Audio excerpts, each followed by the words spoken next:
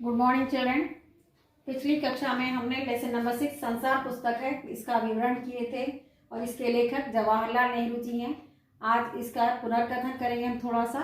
जवाहरलाल नेहरू जी अपनी पुत्री यानी इंदिरा गांधी जी को एक पत्र के द्वारा दुनिया का हाल बता रहे हैं। दुनिया में छोटे छोटे गांव, देश, बस्ती, छोटी मोटी वहाँ के बसने वाले लोगों के बारे में जानकारी देते हैं, इतिहास समझाते हैं।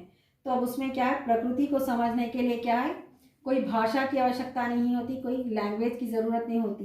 जिस तरह हम प्रकृति को खुद महसूस कर सकते हैं। प्रकृति यानी हमारा नेचर, हरियाली, पहाड़। प्रकृति का अर्थ क्या है बच्चों? हमारा नेचर। तो हमें इसमें क्या है, पहाड़, समुद्र,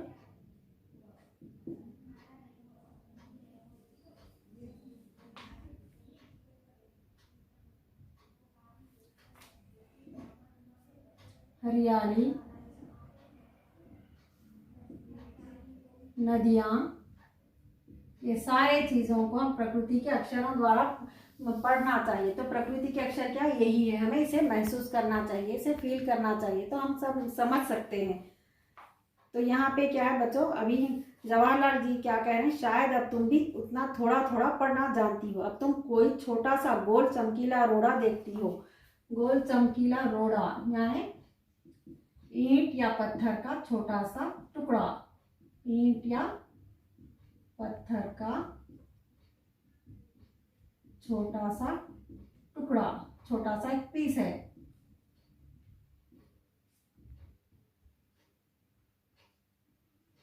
टुकड़ा तो ये एक छोटा सा टुकड़ा, उसके बारे में उसका इतिहास देखिए आप। गोल चमकीला रोड़ा देखती हो तो क्या वह तुम्हें कुछ नहीं बतलाता? तो रोड़ा यानी एक टुकड़े को, एक पीस को देखिए, हमें ये महसूस करना चाहिए कैसे गोल, चिकना और चमकीला हो गया। कैसे गोल, चिकना, चमकीला होगा, तो क्या वह तुम्हें नहीं बतलाता? उसके खुरदुरे किनारे या कोने क्या हुए? खुरदुरे यानी एकदम रफ जो थे, कॉर्नर्स, खुरदुरे किनारे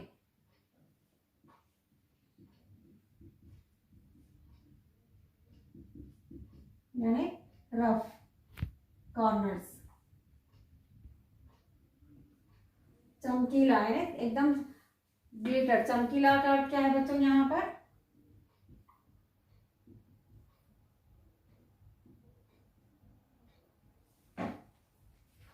तो यहाँ पर देखिए, एक रोड़ा यानी ईंट या पत्थर का एक छोटा सा टुकड़ा, जो एक छोटा सा पीस है, गोल और चमकीला कैसे हो, यानी पानी में, समुद्र के से बहते हुए, छोटे छोटे नदियों में, तालाबों में बहते हो, एकदम गोल होगा, शेप में गोल आ गया। और खुरदुरापन यानी उसका हार्ड, उसका रफ, जो कॉर्नर्स थे, जो किनारे थे, वो सब चले गए, एकदम चमकीला होगा, एकदम सॉफ्ट होगा वो। तो यह उसका इतिहास है, यह उसका पास्ट है। एक छोटे से पीस का, यहाँ पे एक छोटे से टुकड़े का, यहाँ पर उसका इतिहास हम समझ सकते हैं कि ये कैसे गोल हुआ और कैसे चिकना और कितना चमकीला होगा।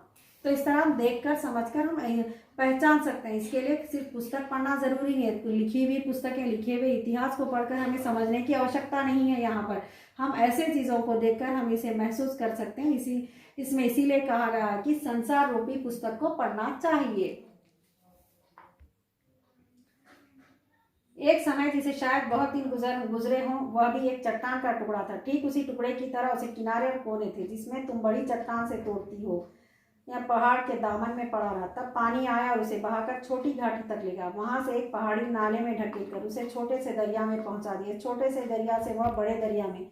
तो इस तरह एक छोटा सा टुकड़ा रफ था, खुरदुरा था, किनारे तेज थे, उसके चुभने के लायक थे, वो ढकेलते हुए नाले से, नदियों से, समुद्र के पास से निकलते हुए कहीं जाकर पहाड़ के दामन में आ गया। और उसे इतना सफ़र, इतना यात्रा करते करते वो पहुंचने में इतना गोल होगा, उसके किनारे चले गए, वो चिकना होगा, एकदम चमकीला होगा।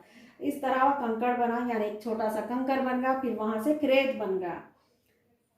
और तुम्हारे सामने किसी वजह से दरिया उसे छोड़ दिया और तुम उसे पा गई। अगर दरिया उसे और आगे ले जाता तो वह छोटा होते होते अंत में बालू का एक जर्रा यानी एक रेत बन जाता और समुद्र के किनारे अपने भाइयों से जा मिलता है। समुद्र के किनारे पानी में रेत से घर बनाते हैं, कई चीज़ें बनाते हैं, वहाँ खेलते हैं, तो वो रेत भी बन जाता, जहाँ एक सुंदर बालू का किनारा बन जाता जिस पर छोटे छोटे बच्चे खेलते और बालू के घरौंदे बनाते हैं, घर बनाते हैं।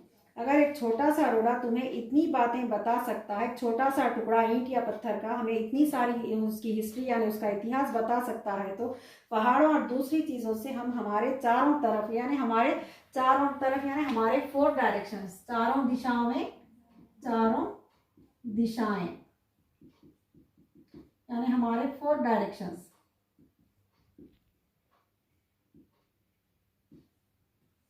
हमारे चारों दिशाएं, चारों तरफ हमें और कितनी ही बातें मालूम हो सकती हैं। हम क्या है, तो हमें मालूम करने से क्या है, सारी चीज़ें पता हो सकती। इस चीज़ को हम कहते हैं कि संसार रूपी पुस्तक पढ़ना चाहिए। सबको क्या है, संसार रूपी पुस्तक खुद पढ़नी चाहिए। इतिहास तो हम पढ़ते हैं और उससे ज़्यादा हम ये सारी जानकारी हम खुद अपने आप प्राप्त कर सकते हैं। दूसरों से सुनी हुई बातें, दूसरों की लिखी हुई पुस्तकें पढ़ने से हटके हमें ये सारी चीज़ों को देखना भी चाहिए।